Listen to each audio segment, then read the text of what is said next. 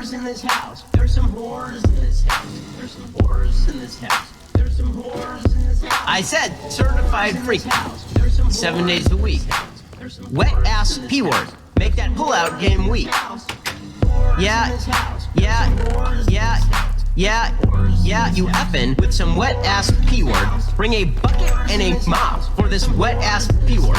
Give me everything you've got for this wet ass P word. Beat it up, N word, catch a charge. Extra large and extra hard. Put this P word right in your face. Swipe your nose like a credit card. Hop on top if I want to ride. I do a kegel while it's inside. Spit in my mouth, look in my eyes. This P word is wet, come take a dive. It continues along these lines. And it gets significantly more vulgar. Like, a lot more vulgar. What's up, Greg? I hope you're all having a great 2019. Welcome back to another episode of...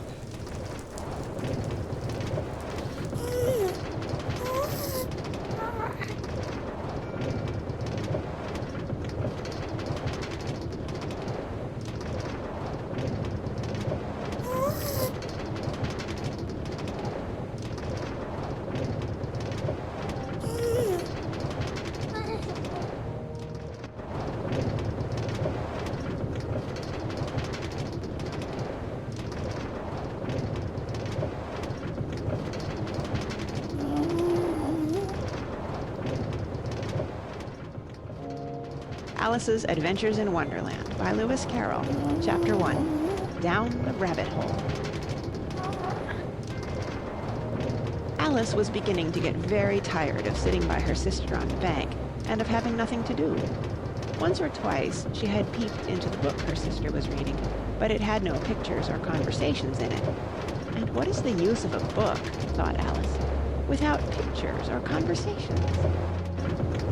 So she was considering in her own mind, as well as she could, for the hot day made her feel very sleepy and stupid, whether the pleasure of making a daisy chain would be worth the trouble of getting up and picking the daisies, when suddenly a white rabbit with pink eyes ran close by her.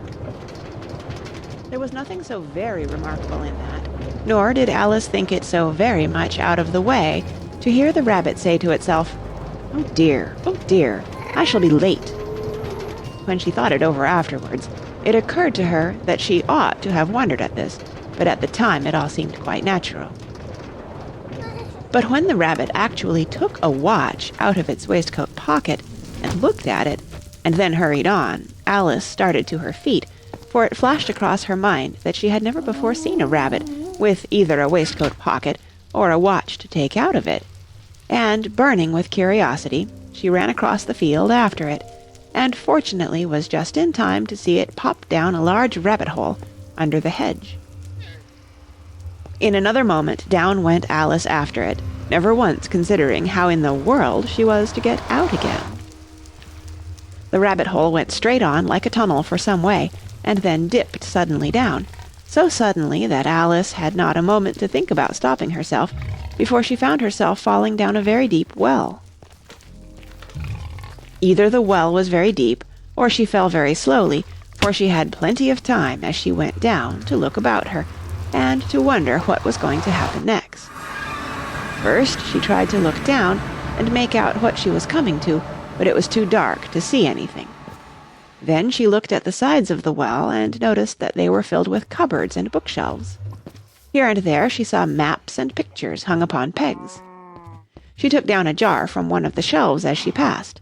It was labeled Orange Marmalade, but to her great disappointment it was empty. She did not like to drop the jar for fear of killing somebody, so managed to put it into one of the cupboards as she fell past it. Well, thought Alice to herself, after such a fall as this, I shall think nothing of tumbling downstairs. How brave they'll all think me at home. Why, I wouldn't say anything about it, even if I fell off the top of the house. Which was very likely true. Down, down, down. Would the fall never come to an end? I wonder how many miles I've fallen by this time, she said aloud. I must be getting somewhere near the center of the earth. Let me see. That would be 4,000 miles down, I think. For, you see, Alice had learnt several things of this sort in her lessons in the schoolroom, and though this was not a very good opportunity for showing off her knowledge, as there was no one to listen to her, still, it was good practice to say it over. Yes, that's about the right distance, but then I wonder what latitude or longitude I've got to. Alice had no idea what latitude was, or longitude either, but thought they were nice grand words to say. Presently she began again. I wonder if I shall fall right through the earth. How funny it'll seem to come out among the people that walk with their heads downward. The antipathies, I think. She was rather glad there was no one listening this time, as it didn't sound at all the right word. But I shall have to ask them what the name of the country is, you know. Please, ma'am, is this New Zealand or Australia? And she tried to curtsy as she spoke. Fancy curtsying as you're falling through the air. Do you think you could manage it? And what an ignorant little girl she'll think me for asking. No, it'll never do to ask. Perhaps I shall see it written up somewhere. Down, down, down. There was nothing else to do, so Alice soon began talking again. Dinah'll miss me very much tonight, I should think. Dinah was the cat. I hope they'll remember her saucer of milk at tea time. Dinah, my dear, I wish you were down here with me. There are no mice in the air, I'm afraid, but you might catch a bat, and that's very like a mouse, you know. But do cats eat bats, I wonder? And here Alice began to get rather sleepy, and went on saying to herself in a dreamy sort of way, Do cats eat bats? Do cats eat bats? And sometimes, Do bats eat cats? For, you see, as she couldn't answer either question, it didn't much matter which way she put it. She felt that she was dozing off, and had just begun to dream that she was walking hand in hand with Dinah, and saying to her very earnestly, Now, Dinah, tell me the truth. Did you ever eat a bat? When suddenly, thump, thump, down she came upon a heap of sticks and dry leaves, and the fall was over. Alice was not a bit hurt, and she jumped up onto her feet in a moment. She looked up, but it was all dark overhead. Before her was another long passage, and the White Rabbit was still in sight, hurrying down it. There was not a moment to be lost. Away went Alice like the wind, and was just in time to hear it say, as it turned a corner, Oh, my ears and whiskers, how late it's getting. She was close behind it when she turned the corner, but the rabbit was no longer to be seen. She found herself in a long, low hall, which was lit up by a row of lamps hanging from the roof. There were doors all round the hall, but they were all locked, and when Alice had been all the way down one side and up the other, trying every door, she walked sadly down the middle, wondering how she was ever to get out again. Suddenly she came upon a little three-legged table, all made of solid glass. There was nothing on it except a tiny golden key, and Alice's first thought was that it might belong to one of the doors of the hall. But, alas, either the locks were too large, or the key was too small, but at any rate it would not open any of them. However, on the second time round she came upon a low curtain she had not noticed before, and behind it was a little door about 15 inches high. She tried the little golden key in the lock, and to her great delight it fitted. Alice opened the door and found that it led into a small passage, not much larger than a rat-hole. She knelt down and looked along the passage into the loveliest garden you ever saw. How she longed to get out of that dark hall and wander about among those beds of bright flowers and those cool fountains. But she could not even get her head through the doorway. And even if my head would go through, thought poor Alice, it would be of very little use without my shoulders. Oh, how I wish I could shut up like a telescope. I think I could, if I only knew how to begin. For, you see, so many out-of-the-way things had happened lately that Alice had begun to think that very few things indeed were really impossible. There seemed to be no use in waiting by the little door, so she went back to the table, half hoping she might find another key on it, or at any rate a book of rules for shutting people up like telescopes. This time she found a little bottle on it. "Which certainly was not here before," said Alice. And round the neck of the bottle was a paper label with the words, "Drink me," beautifully printed on it in large letters. It was all very well to say, "Drink me," but the wise little Alice was not going to do that in a hurry. "No, I'll look first," she said, "and see whether it's marked poison or not." For she had read several nice little histories about children who had got burnt and eaten up by wild beasts and other unpleasant things, all because they would not remember the simple rules their friends had taught them, such as that a red-hot poker will burn you if you hold it too long, and that if you cut your finger very deeply with a knife it usually bleeds, and she had never forgotten that, if you drink much from a bottle marked poison, it is almost certain to disagree with you sooner or later. However, this bottle was not marked poison, so Alice ventured to taste it, and finding it very nice, it had, in fact, a sort of mixed flavor of cherry tart, custard, pineapple, roast turkey, toffee, and hot buttered toast, she very soon finished it off. "What a curious feeling," said Alice. "I must be shutting up like a telescope." And so it was indeed. She was now only 10 inches high, and her face brightened up at the thought that she was now the right size for going through the little door into that lovely garden. First, however, she waited for a few minutes to see if she was going to shrink any further. She felt a little nervous about this. "For it might end, you know," said Alice to herself, "in my going out altogether, like a candle. I wonder what I should be like then." And she tried to fancy what the flame of a candle is like after the candle is blown out, for she could not remember ever having seen such a thing. After a while, finding that nothing more happened, she decided on going into the garden at once. But, alas for poor Alice, when she got to the door she found she had forgotten the little golden key, and when she went back to the table for it, she found she could not possibly reach it. She could see it quite plainly through the glass, and she tried her best to climb up one of the legs of the table, but it was too slippery. And when she had tired herself out with trying, the poor little thing sat down and cried. "Come, there's no use in crying like that," said Alice to herself, rather sharply. "I advise you to leave off this minute."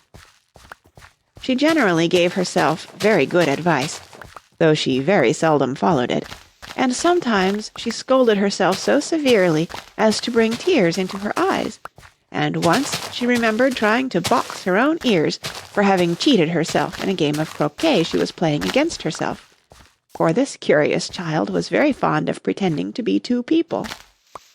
"But it's no use now," thought poor Alice, "to pretend to be two people. Why, there's hardly enough of me left to make one respectable person." Soon her eye fell on a little glass box that was lying under the table. She opened it, and found in it a very small cake, on which the words, "Eat me," were beautifully marked in currants.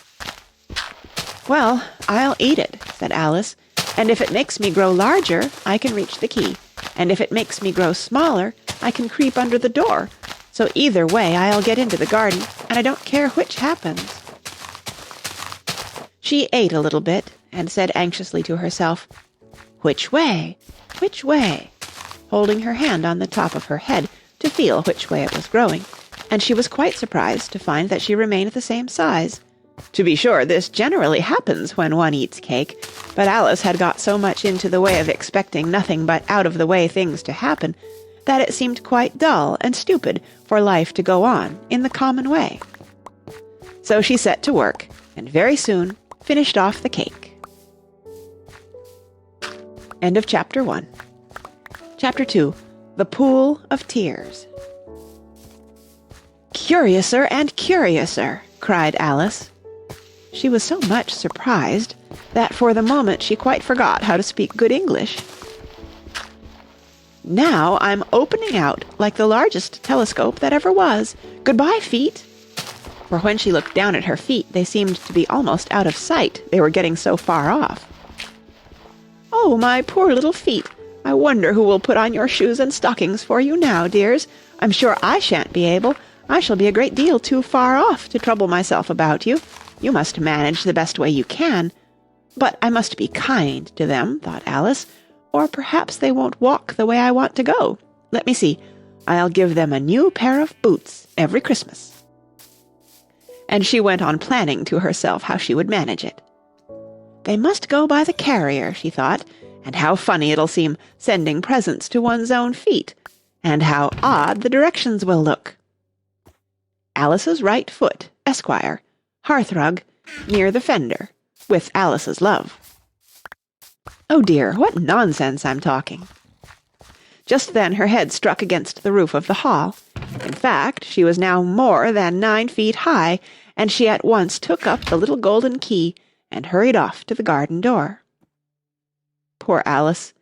It was as much as she could do, lying down on one side, to look through into the garden with one eye, but to get through was more hopeless than ever.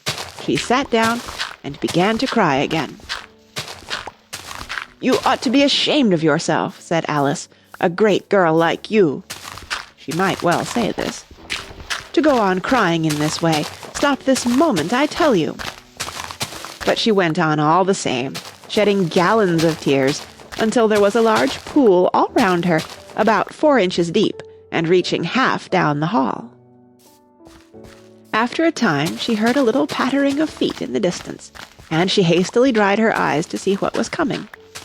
It was the White Rabbit returning, splendidly dressed, with a pair of white kid gloves in one hand and a large fan in the other. He came trotting along in a great hurry, muttering to himself as he came, "Oh, the Duchess, the Duchess! Oh, won't she be savage if I've kept her waiting!" Alice felt so desperate that she was ready to ask help of anyone. So when the rabbit came near her, she began, in a low, timid voice, "If you please, sir."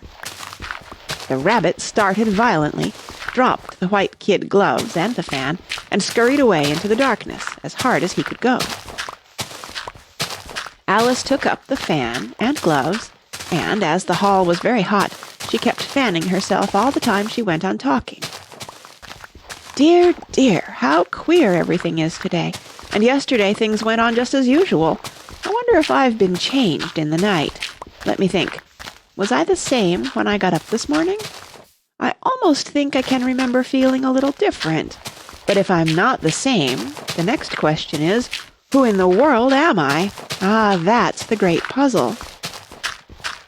And she began thinking over all the children she knew that were of the same age as herself, to see if she could have been changed for any of them. "I'm sure I'm not Ada," she said, "for her hair goes in such long ringlets, and mine doesn't go in ringlets at all. And I'm sure I can't be Mabel, for I know all sorts of things, and she knows such a very little.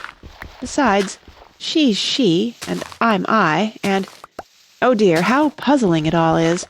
I'll try if I know all the things I used to know. Let me see.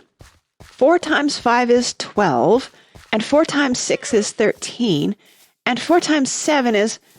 Oh dear, I shall never get to 20 at that rate. However, the multiplication table doesn't signify. Let's try geography. London is the capital of Paris, and Paris is the capital of Rome, and Rome... No, that's all wrong, I'm certain. I must have been changed for Mabel. I'll try and say, how doth the little?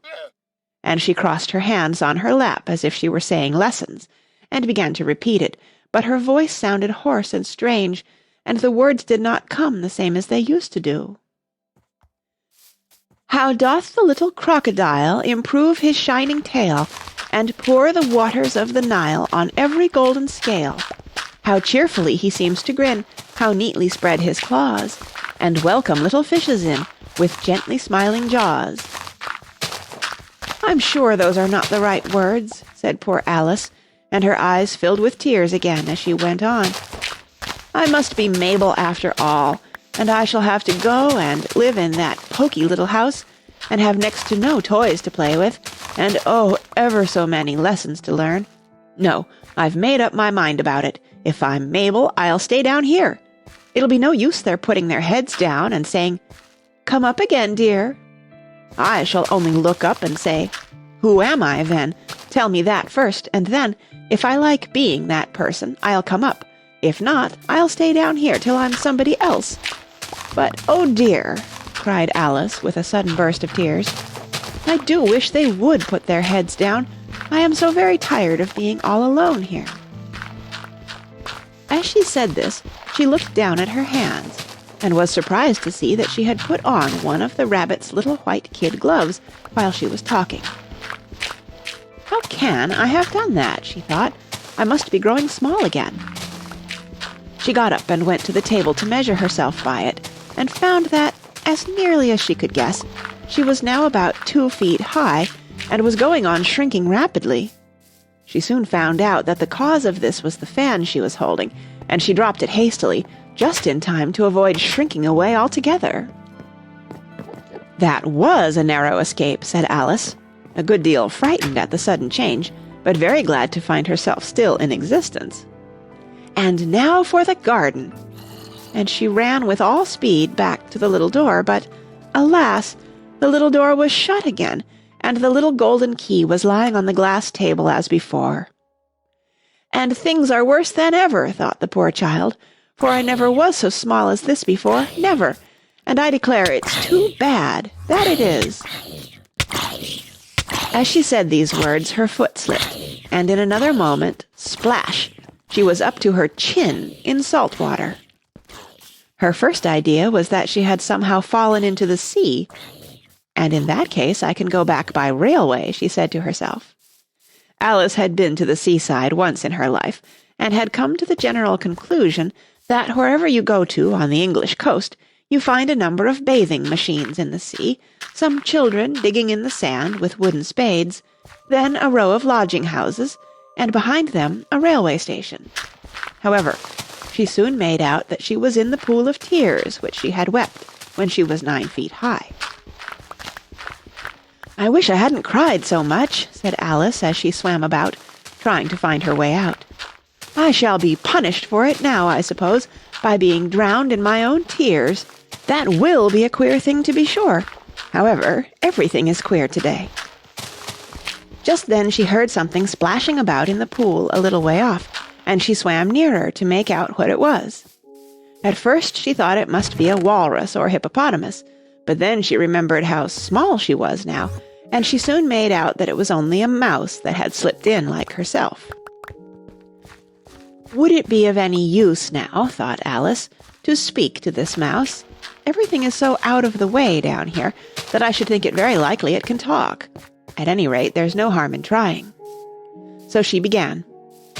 "Oh, Mouse, do you know the way out of this pool? I am very tired of swimming about here, oh Mouse."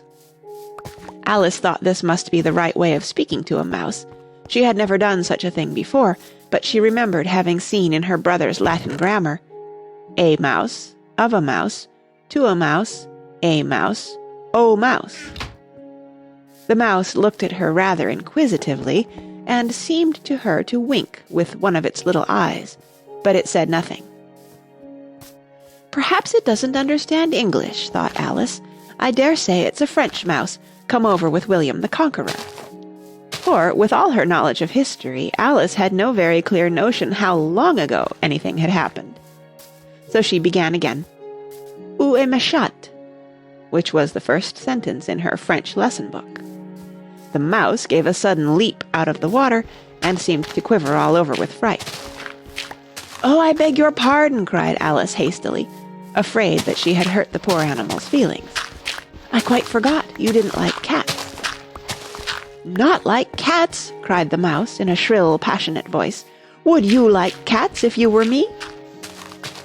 "Well, perhaps not," said Alice in a soothing tone. "Don't be angry about it. And yet, I wish I could show you our cat, Dinah.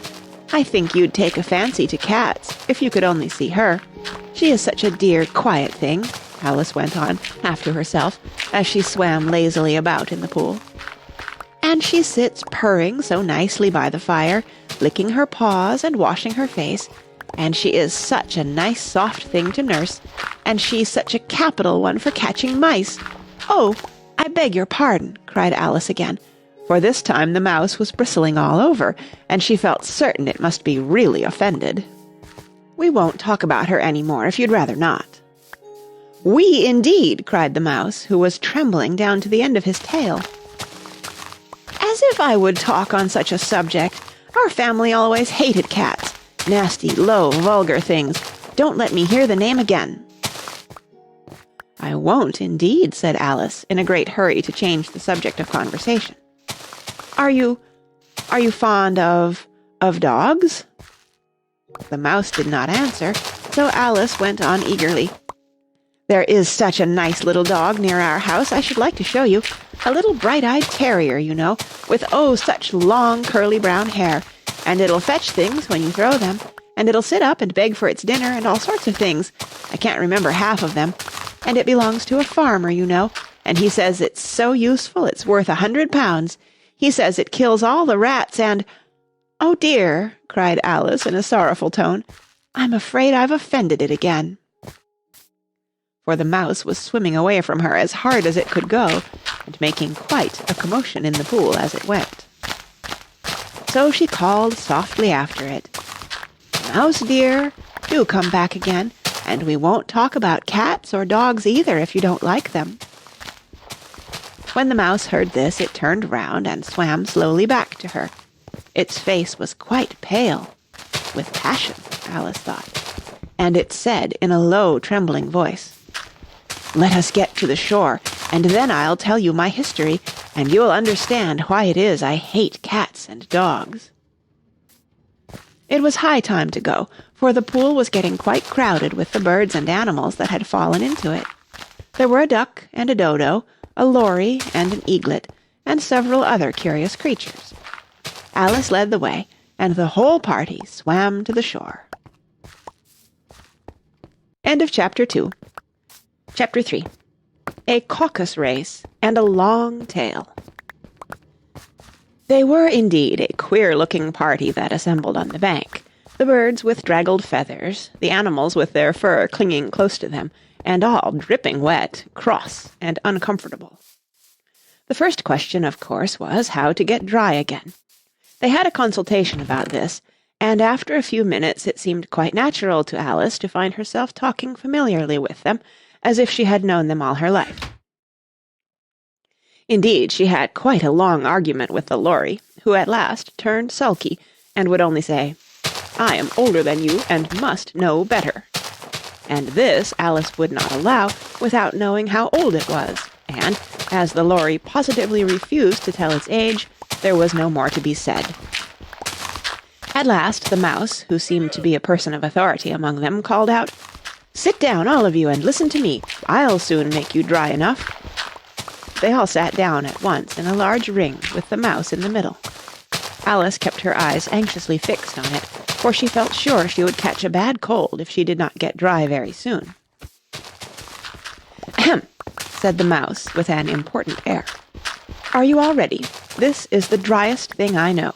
Silence all round, if you please. William the Conqueror, whose cause was favoured by the Pope, was soon submitted to by the English, who wanted leaders, and had been of late much accustomed to usurpation and conquest. Edwin and Morcar, the Earls of Mercia and Northumbria—" "Ugh," said the lory with a shiver. "I beg your pardon," said the mouse, frowning, but very politely. "Did you speak?" "Not I," said the lory hastily. "I thought you did," said the mouse. "I proceed. Edwin and Morcar, the Earls of Mercia and Northumbria, declared for him, and even Stigand, the patriotic Archbishop of Canterbury, found it advisable—" "Found what?" said the duck. "Found it," the mouse replied rather crossly. "Of course you know what it means." "I know what it means well enough when I find a thing," said the duck. "It's generally a frog or a worm. The question is, what did the Archbishop find?" The mouse did not notice this question, but hurriedly went on. "Found it advisable to go with Edgar Atheling to meet William and offer him the crown. William's conduct at first was moderate, but the insolence of his Normans— How are you getting on now, my dear?" it continued, turning to Alice as it spoke. "As wet as ever," said Alice in a melancholy tone. "It doesn't seem to dry me at all." "In that case," said the Dodo solemnly, rising to its feet, "I move that the meeting adjourn for the immediate adoption of more energetic remedies." "Speak English," said the Eaglet. "I don't know the meaning of half those long words, and what's more, I don't believe you do either." And the Eaglet bent down its head to hide a smile. Some of the other birds tittered audibly. "What I was going to say," said the Dodo in an offended tone, "was that the best thing to get us dry would be a caucus race." "What is a caucus race?" said Alice. Not that she wanted much to know, but the Dodo had paused, as if it thought that somebody ought to speak, and no one else seemed inclined to say anything. "Why," said the Dodo, "the best way to explain it is to do it. And, as you might like to try the thing yourself some winter day, I will tell you how the Dodo managed it. First it marked out a race course in a sort of circle. The exact shape doesn't matter, it said. And then all the party were placed along the course, here and there. There was no 1, 2, 3, and away, but they began running when they liked, and left off when they liked, so that it was not easy to know when the race was over. However, when they had been running half an hour or so, and were quite dry again, the Dodo suddenly called out, "The race is over!" and they all crowded round it, panting, and asking, "But who has won?" This question the Dodo could not answer without a great deal of thought, and it sat for a long time with one finger pressed upon its forehead, the position in which you usually see Shakespeare in the pictures of him, while the rest waited in silence. At last the Dodo said, "Everybody has won, and all must have prizes." "But who is to give the prizes?"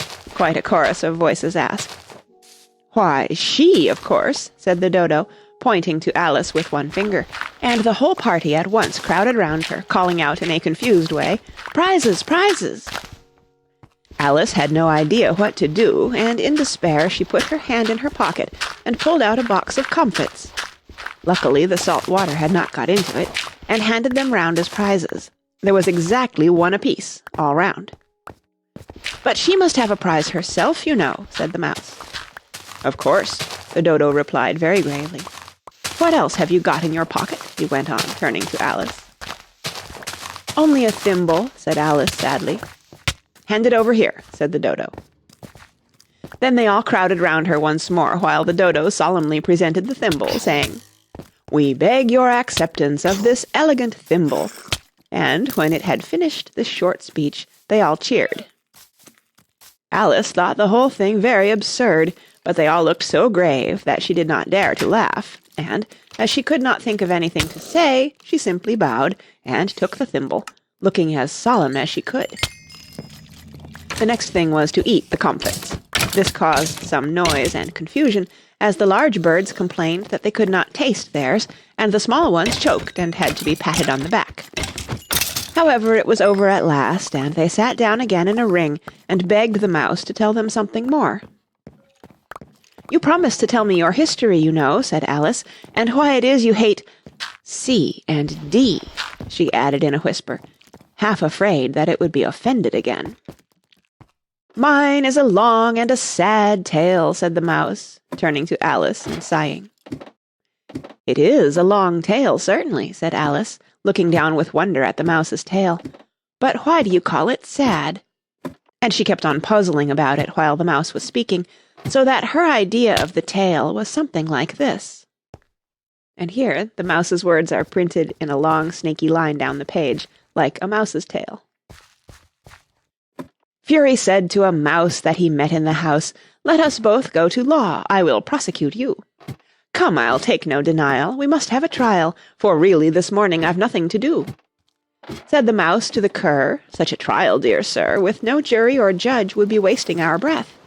'I'll be judge, I'll be jury,' said cunning old Fury.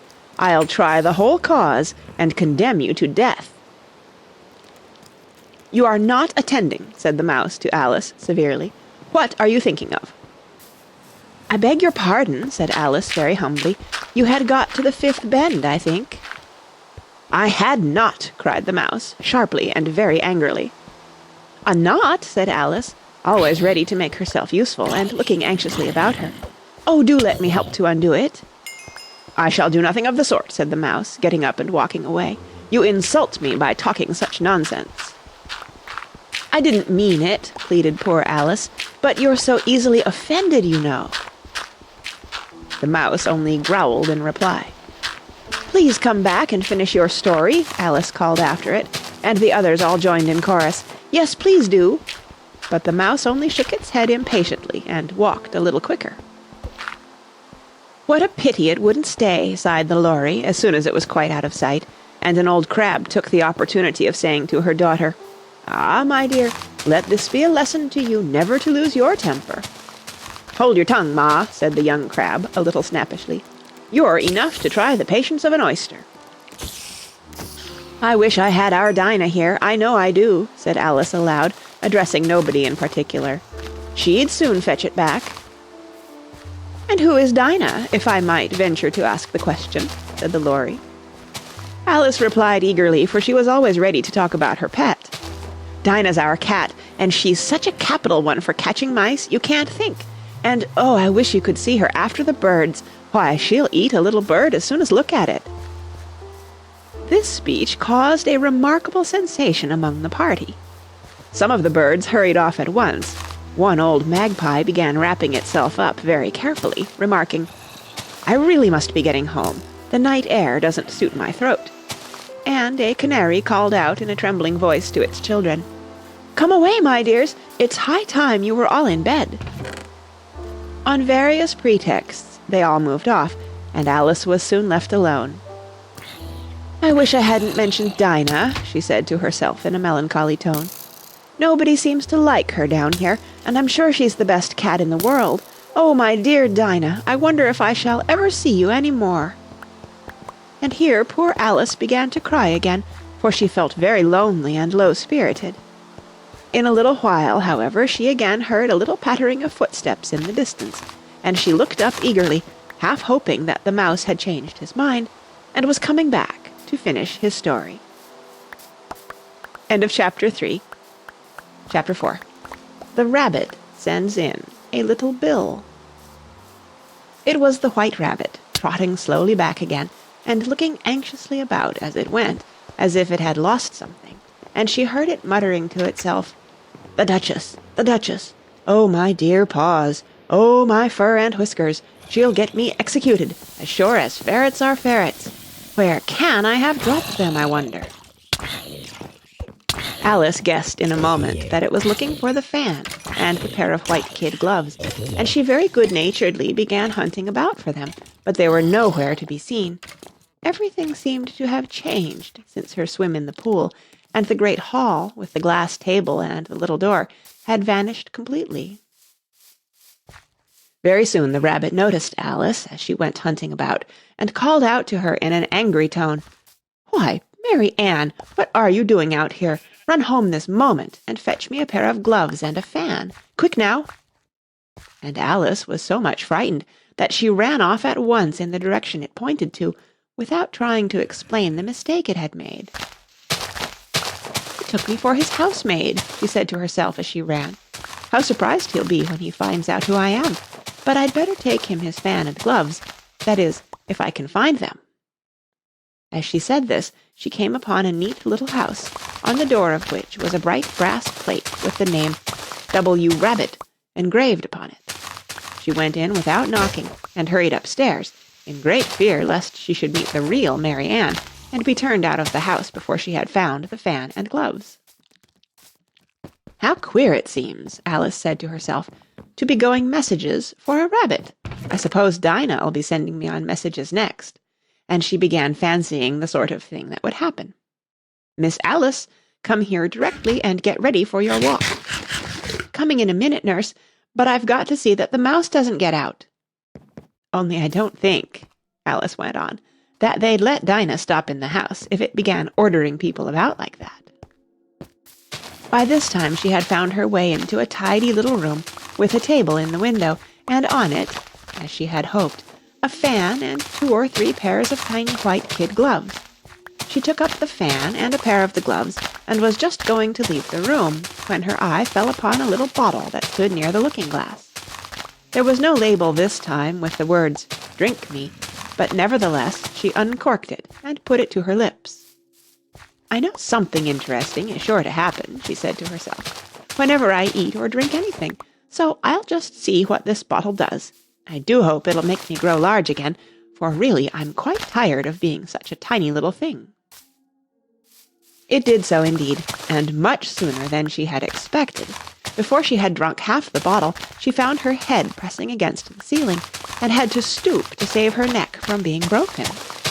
She hastily put down the bottle, saying to herself, "That's quite enough. I hope I shan't grow any more. As it is, I can't get out at the door.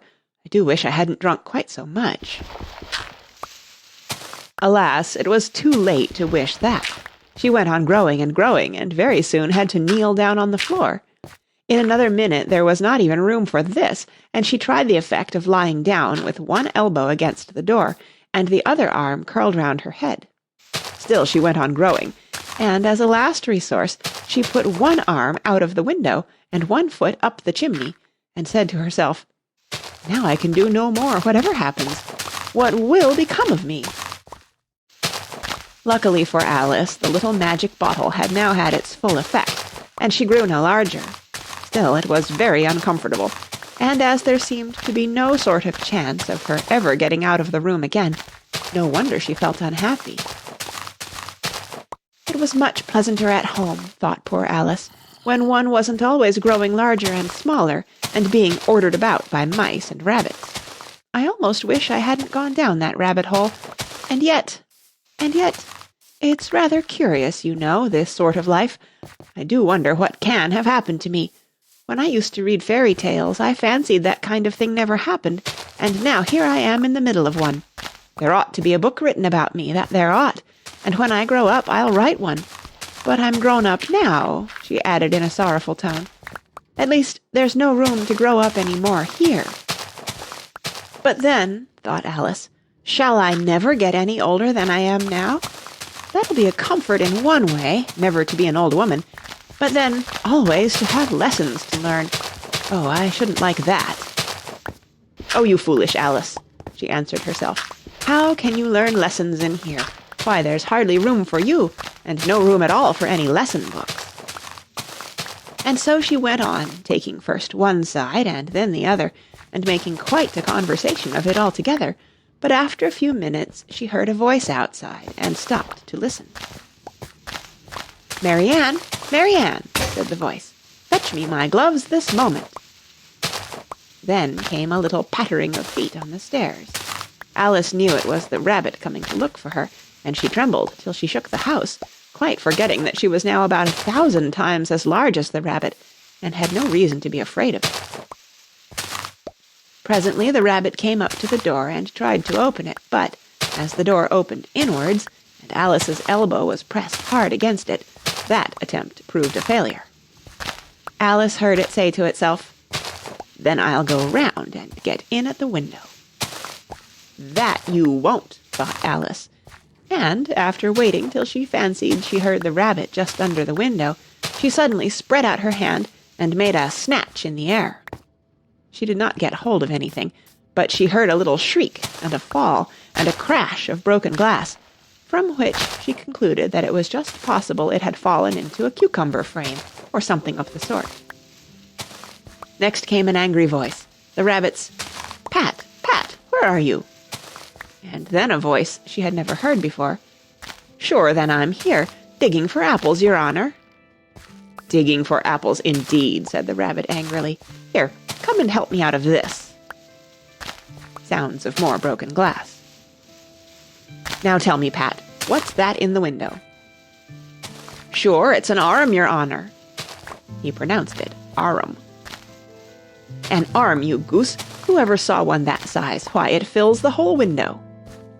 "Sure it does, your honor, but it's an arm for all that." "Well, it's got no business there, at any rate. Go and take it away." There was a long silence after this, and Alice could only hear whispers now and then, such as, "Sure, I don't like it, your honor, at all, at all." "Do as I tell you, you coward." And at last she spread out her hand again, and made another snatch in the air. This time There were 2 little shrieks, and more sounds of broken glass. What a number of cucumber frames there must be, thought Alice. I wonder what they'll do next. As for pulling me out of the window, I only wish they could. I'm sure I don't want to stay in here any longer. She waited for some time without hearing anything more. At last came a rumbling of little cartwheels, and the sound of a good many voices all talking together. She made out the words, "Where's the other ladder? Why, I hadn't to bring but one. Bill's got the other. Bill, fetch it here, lad. Here, put 'em up at this corner. No, tie 'em together first. They don't reach half high enough yet. Oh, they'll do well enough. Don't be particular. Here, Bill, catch hold of this rope. Will the roof bear? Mind that loose slate. Oh, it's coming down. Heads below." A loud crash. Now, who did that? It was Bill, I fancy. Who's to go down the chimney? Nay, I shan't. You do it. That I won't, then. Bill's to go down. Here, Bill. The master says you're to go down the chimney. Oh, so Bill's got to come down the chimney, has he? Said Alice to herself. Shy, they seem to put everything upon Bill. I wouldn't be in Bill's place for a good deal. This fireplace is narrow, to be sure, but I think I can kick a little. She drew her foot as far down the chimney as she could, and waited till she heard a little animal, she couldn't guess of what sort it was, scratching and scrambling about in the chimney close above her.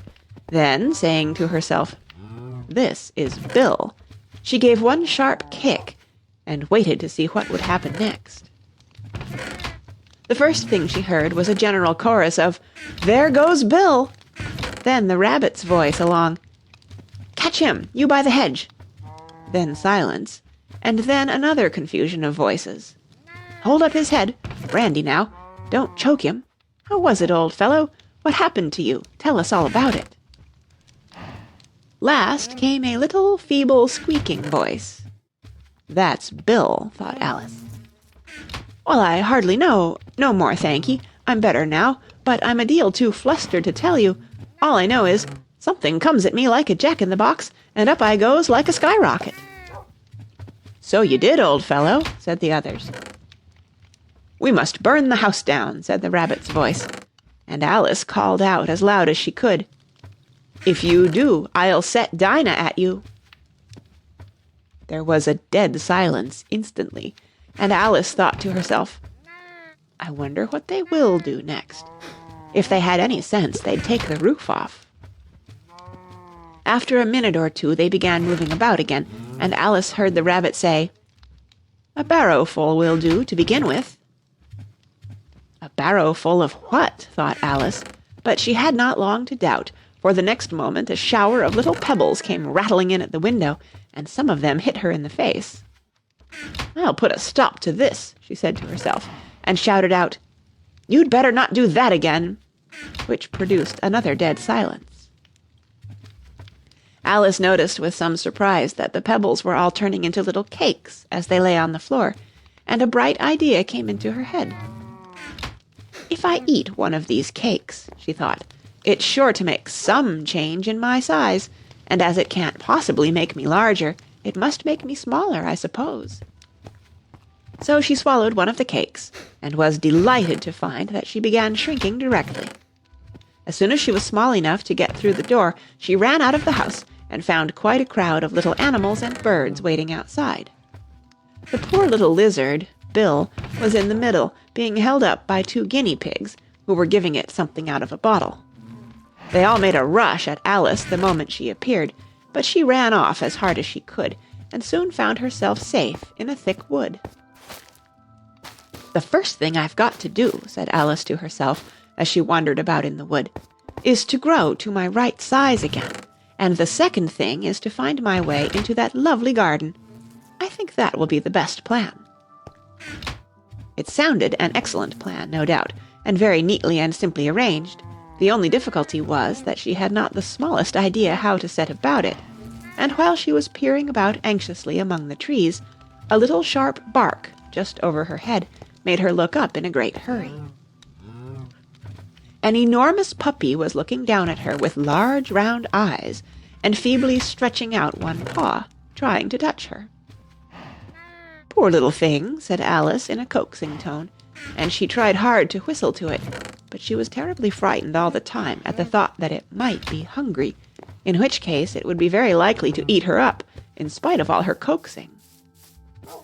Hardly knowing what she did, she picked up a little bit of stick and held it out to the puppy, whereupon the puppy jumped into the air off all its feet at once, with a yelp of delight, and rushed at the stick, and made believe to worry it.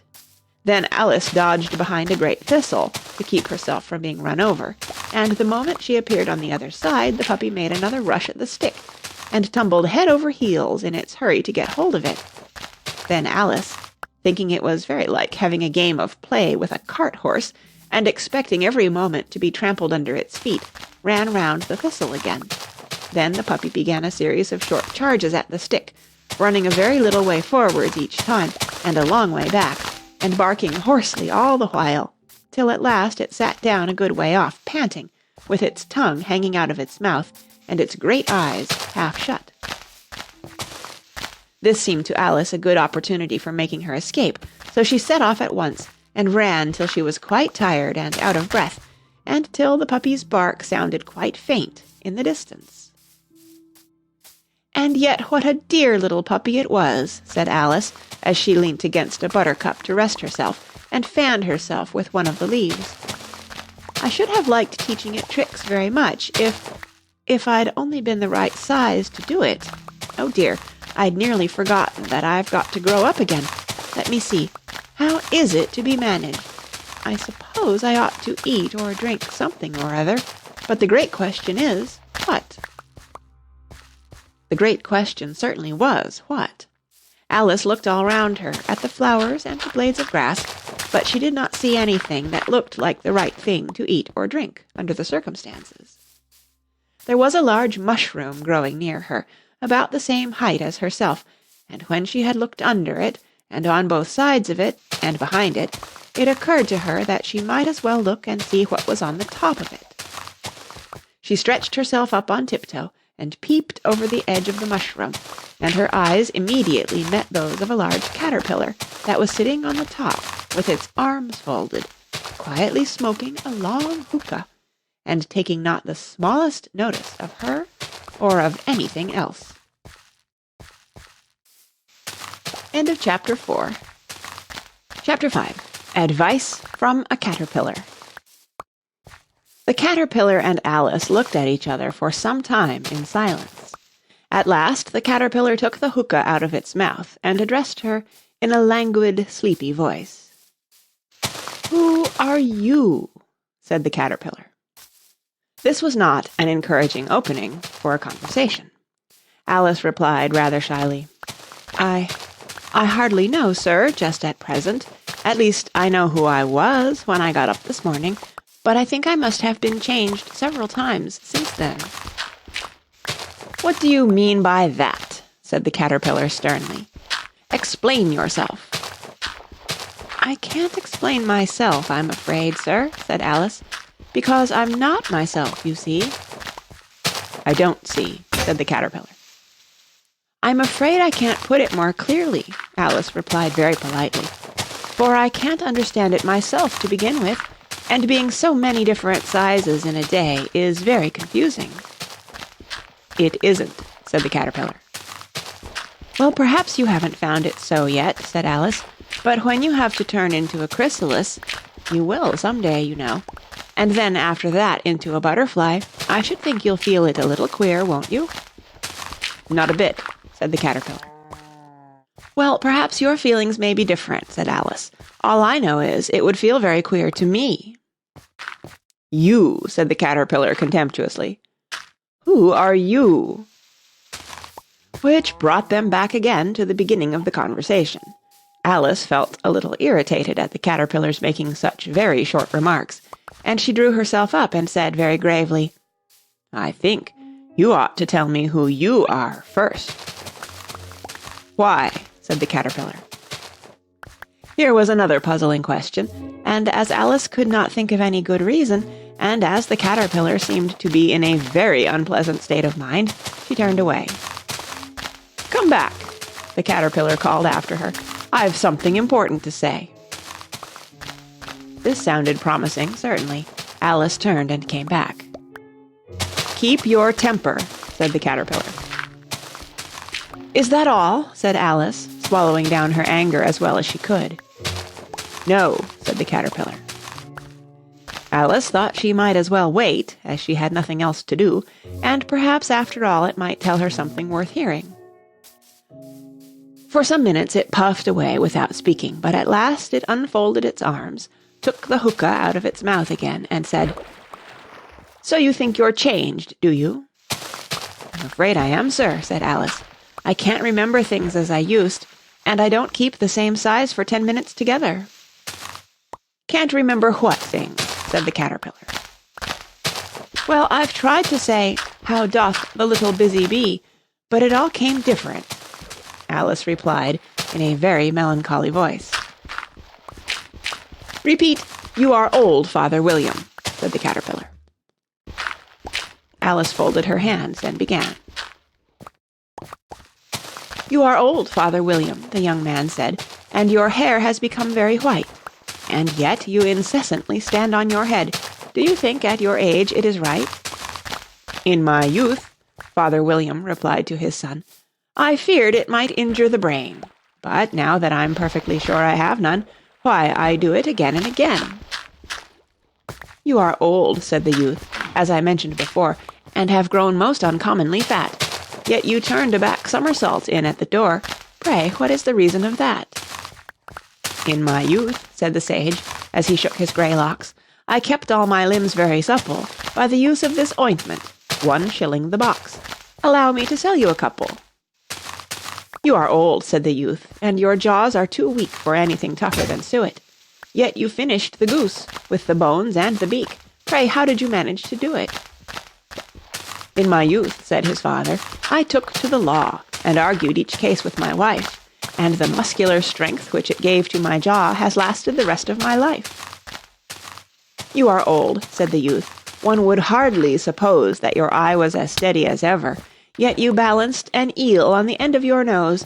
What made you so awfully clever?" "I have answered 3 questions, and that is enough," said his father. "Don't give yourself airs. Do you think I can listen all day to such stuff? Be off, or I'll kick you downstairs." "That is not said right," said the caterpillar. "Not quite right, I'm afraid," said Alice timidly. "Some of the words have got altered." "It is wrong from beginning to end," said the caterpillar decidedly, and there was silence for some minutes. The caterpillar was the first to speak. "What size do you want to be?" it asked. "Oh, I'm not particular as to size," Alice hastily replied. "Only one doesn't like changing so often, you know."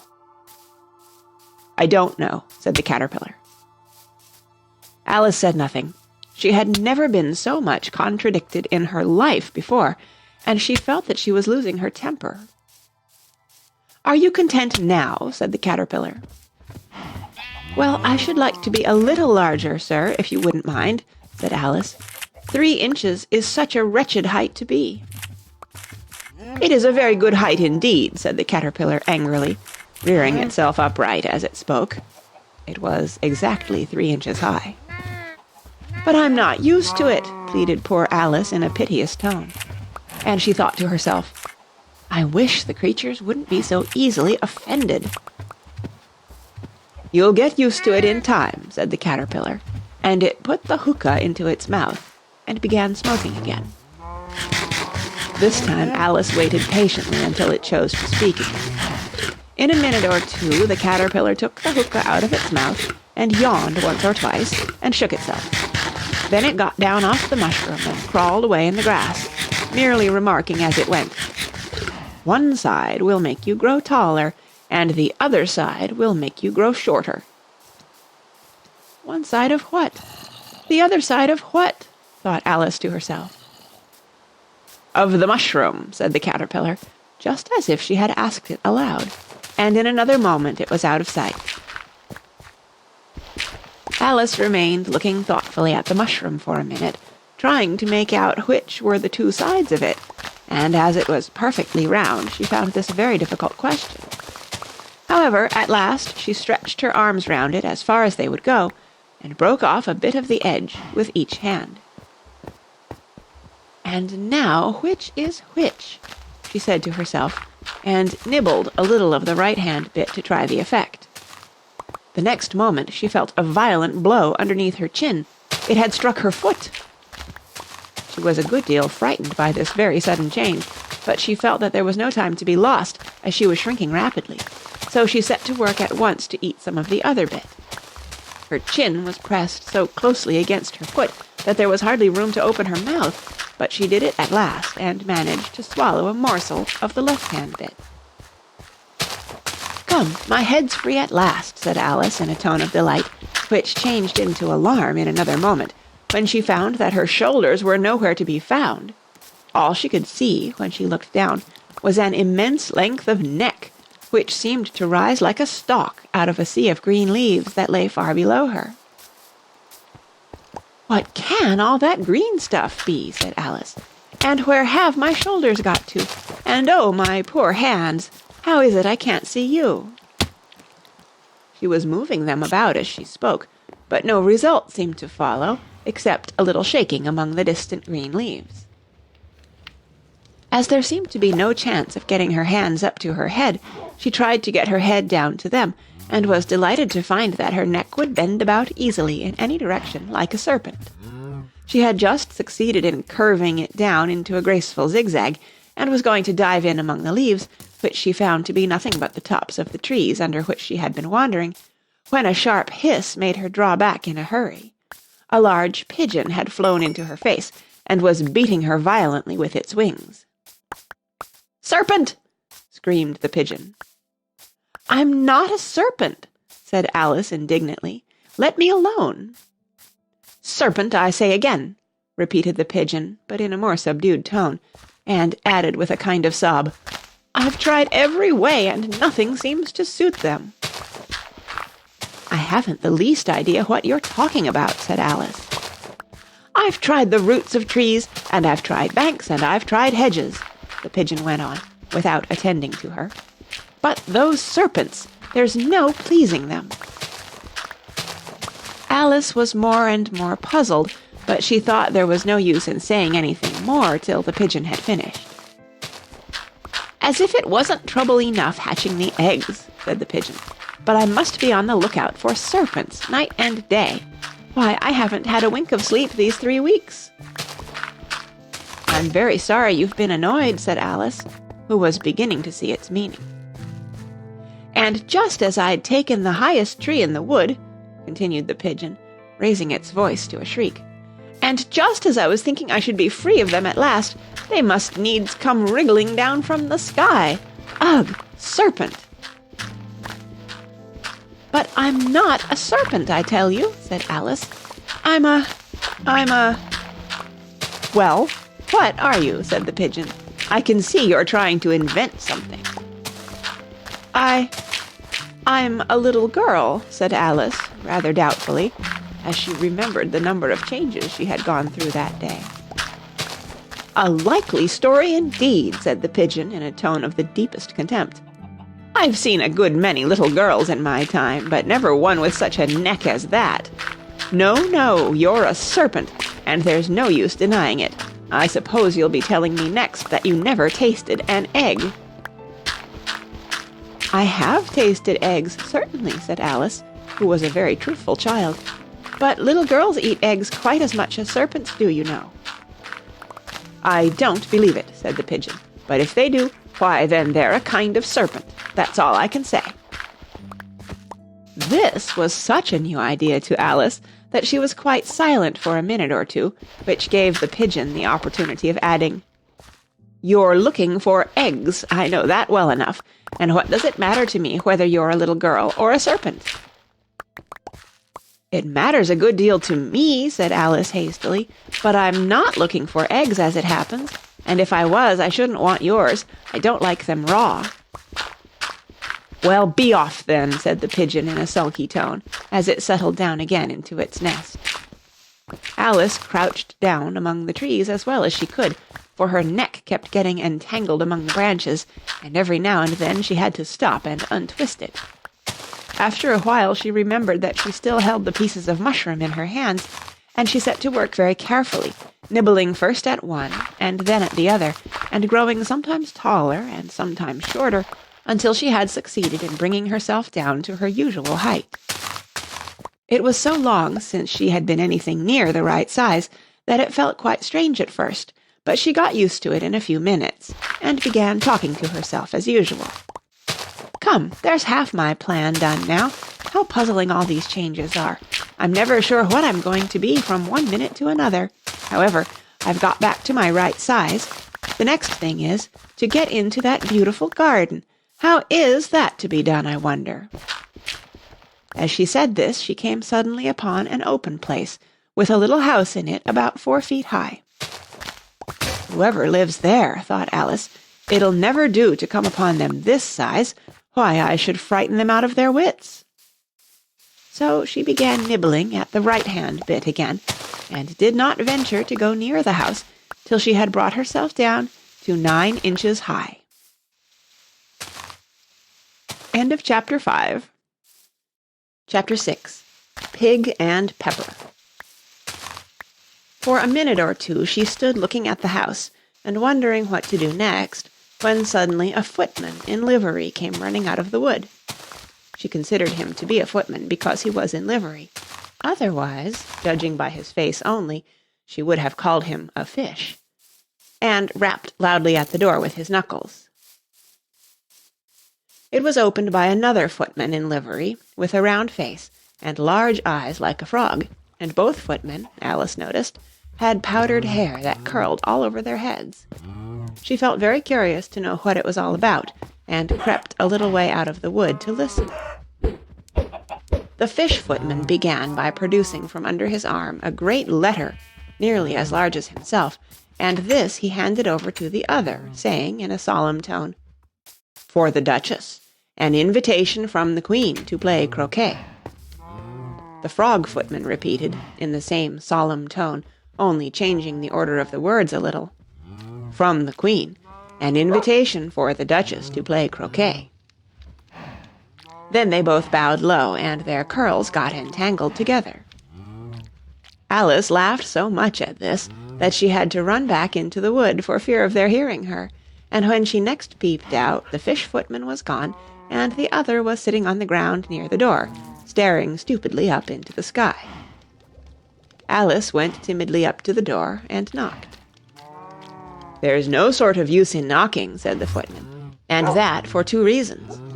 First, because I'm on the same side of the door as you are.